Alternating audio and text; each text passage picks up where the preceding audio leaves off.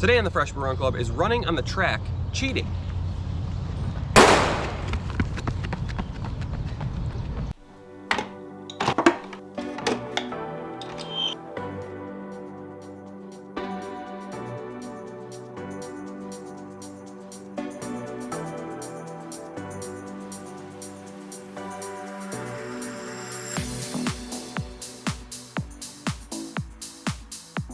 Welcome back to the Freshman Run Club. So today I have a simple question. Is running a distance race on a track technically cheating? So the reason I ask this, I am in the middle of training for a 5K. My goal is to break my PR, which I set when I was 17 years old and in high school. And I'm in my spring training season. I do plan on running more in the fall, and I think that's when I'll actually be able to break it. But I ran my first 5K of the spring, and it went really bad. So I made a video about this earlier, but essentially I'm not in as good a shape as I thought I was, and I just had an off day, which happens in running. It's not too uncommon to actually happen. But while I was running, I was thinking about a few things that also contributed to my poor run. These weren't the main factors. Again, I just had an off day, but a couple things I was thinking about. One was the actual course itself. So I ran on a path around a park, which I thought was a lot more straightforward than it actually was. Turns out there are a lot more twists and turns than I previously had thought the trail had. So when you go on these twists and turns, you definitely lose a little momentum, lose a little bit of speed, and that'll slow you down a little bit. The second thing was the amount of people that were on the actual path.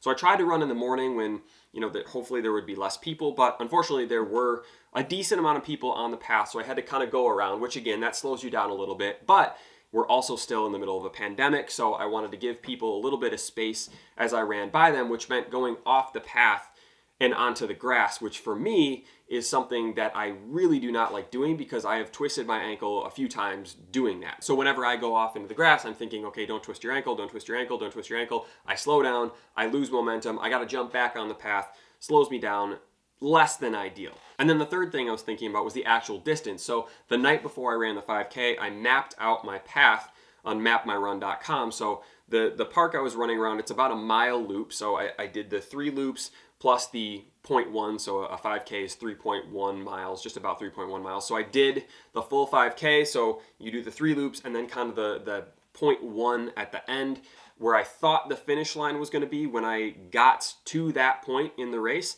Looked at my watch and I was actually pretty far off. I had to keep going quite a ways down the path, which was kind of confusing. So I don't know if that's Map My Run. I don't know if that was my GPS. I uploaded the run to Strava, which has this like distance pace correction tool. And even with the distance correction tool, it was about the same distance that I ran according to my GPS. So I'm not totally clear on how long I actually ran for. I would imagine the GPS in Strava was the most accurate one. And for whatever reason, maybe because I was cutting off too much when I mapped it out earlier. I'm not really sure why the map part was so far off, but I was kind of confused as to when the run was supposed to end, because you go hard at the end and then it's like, oh wait, I actually have quite a ways to go. So that kind of messes up your run. So I was thinking about these things and what would be a way to resolve that. So the number one thing that stuck out in my mind is I should just run on a track, but I'm not sure if this is cheating. So leave a comment below. If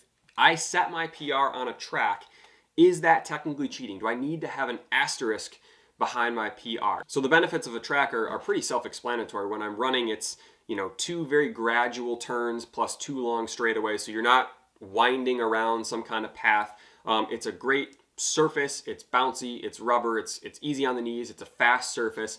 If there are other people on the track at the time, the track is wide enough where you can just easily go around them. Or once people kind of realize that, like, oh, this person is running pretty hard, they kind of get out of lane 1. So you can pretty much have lane 1 to yourself, unless there's an even faster runner there, which that's a whole different story.